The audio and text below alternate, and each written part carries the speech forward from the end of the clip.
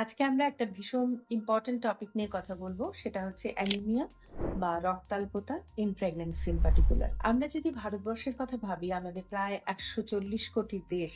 সেখানে কিন্তু আমরা দেখেছি যে মহিলাদের মধ্যে রক্তশূন্যতার হার খুব বেশি। বিশেষত যে মহিলারা প্রেগন্যান্সি নিচ্ছেন তাদের মধ্যে অ্যানিমিয়ার ইনসিডেন্স নিয়ারলি 70 to 75%। আর যদি আমরা প্রেগন্যান্সি ছেড়ে দিই, যদি সাধারণভাবে মেয়েদের কথা আমরা দেখি, তখন তাদের মধ্যে বিশেষত শিশুদের মধ্যে আমরা দেখি, শিশু এবং ইয়াং অ্যাডাল্টস যে মেয়েরা, তাদের অ্যানিমিয়ার ইনসিডেন্স তাদের মধ্যে প্রায় 50%। যদি অ্যানিমিয়া থাকে, কি হতে পারে, কি অসুবিধে তারা ফেস করতে পারে? প্রথম বলি, একটা মানুষের যে সুস্থতা, একটা সেন্স অফ ওয়েলবিং, তার অনেকটা নির্ভর করে একটা প্রপার হিমোগ্লোবিন লেভেলের উপর। কারণ হিমোগ্লোবিন অক্সিজেন ক্যারি করে। যে কোনো সময় যে কোনো ক্ষেত্রে আমরা যখন এক্সট্রা কোনো কাজ করি বা রুটিন ওয়ার্কই আমরা করি, তার জন্য আমাদের বডিতে throughout the body from brain to foot একটা প্রপার অক্সিজেনেশন দরকার। এই প্রপার অক্সিজেনেশনের জন্য একটা প্রপার হিমোগ্লোবিন ভ্যালু থাকা দরকার। তা না হলে যখন ইন পার্টিকুলার মাসকিউলার অ্যাক্টিভিটিস হচ্ছে, তখন তাতে অক্সিজেনের শর্টেজ হয় এবং সেখান থেকেই একটা সেন্স অফ ফ্যাটিগ আসে। মেয়েদের ক্ষেত্রে এত বেশি এটা, এবং তারা ক্রনিক অ্যানিমিয়ায় এতটা অভ্যস্ত হয়ে থাকেন যে অনেক ক্ষেত্রে এই ফ্যাটিগটা তারা এক্সট্রা রিপোর্ট করেন না কারোর কাছে। এর ওপর রয়েছে হচ্ছে ওয়ার্ম ইনফেস্টেশন, প্যারাসিটিক ইনফেস্টেশন। খুব ওয়ার্মে বিশেষত দেখা যায় যে রক্তশূন্যতা ভীষণ বেড়ে যায়। তো এই সবকিছু নিয়েই আমাদের চলতে হবে। বিশেষত আমরা যখন প্রেগন্যান্সির কথা দিয়ে শুরু করেছিলাম, প্রেগন্যান্সি নেওয়ার আগে আমাদের দেখতে হবে একটা মিনিমাম যেন 10 গ্রাম হিমোগ্লোবিন মেয়েটির শরীরে থাকে। তা না হলে প্রেগন্যান্সিতে আরো প্রায় 2 গ্রাম ড্রপ করে সেটা গিয়ে 8-এ দাঁড়ায় এবং সেক্ষেত্রে মা বাচ্চা উভয়েরই ক্ষতির আশঙ্কা থাকে। যদি ওয়ার্মস থাকে, ডিওয়ার্মিং করা উচিত। এবং আজকাল রুটিন সরকারি যে ইয়েগুলো আছে, চিকিৎসাশালাগুলো আছে, সেই সব জায়গায় কিন্তু রুটিন ডিওয়ার্মিং হয়। অন্তত প্রেগন্যান্সিতে 100 দিন আয়রন সাপ্লিমেন্টেশন নেওয়া উচিত।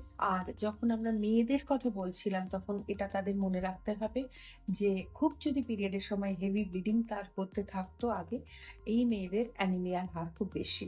সুতরাং তারা প্রেগন্যান্সিতে যাওয়ার আগে অবশ্যই হিমোগ্লোবিন লেভেলটা চেক করে নেবে। প্রেগন্যান্সিতে রুটিন সাপ্লিমেন্টেশনের সঙ্গে সঙ্গে পুষ্টিকর খাওয়া, প্রোটিন বিশেষত ঠিকভাবে খাওয়া দরকার, বা যে রঙিন শাকসবজি বা রঙিন ফল, সেগুলোও কিন্তু হিমোগ্লোবিন বিল্ড আপে সাহায্য করে। সুতরাং হাই প্রোটিন এবং হাই ভিটামিন ডায়েট এটা থাকতে হবে। যদি হিমোগ্লোবিন লেভেল কম থাকে, বিশেষত 10 গ্রামের নিচে থাকে হিমোগ্লোবিন, তাহলে আমরা দেখেছি যে প্রেগন্যান্সি কমপ্লিকেশন গুলো অনেক বেশি বেড়ে যায়।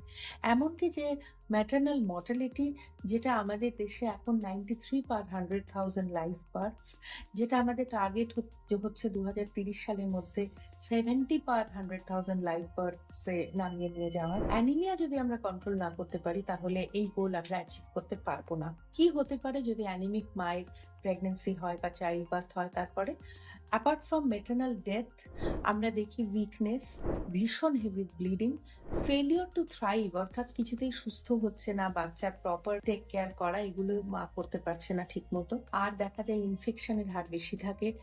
সেটা ভেজাইনাল ডেলিভারি হলে ভেজাইনাল স্টিচ, অথবা অ্যাবডোমিনাল সিজারিয়ান সেকশন হলে স্টিচগুলো জুড়তে চায় না। সাব ইনভলিউশন অফ ইউটেরাস হয়, অর্থাৎ ব্লিডিংটা অনেক দিন ধরে চলতে থাকে। শরীর যে তার আগের শেপে ফিরে যায়, সেটা হতে অনেক দেরি হয়। ক্লান্তি তো থাকেই। সুতরাং সব ধরনের ইনফেকশন, ক্লান্তি এবং অন্যান্য অসুখ ধরে নেওয়ার একটা প্রবণতা সবগুলোই বাড়তে থাকে।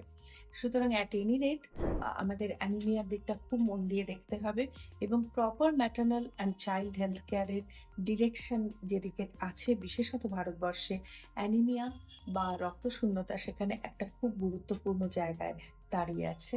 আমাদের সবাইকে এই ডিরেকশনে একসাথে কাজ করতে হবে।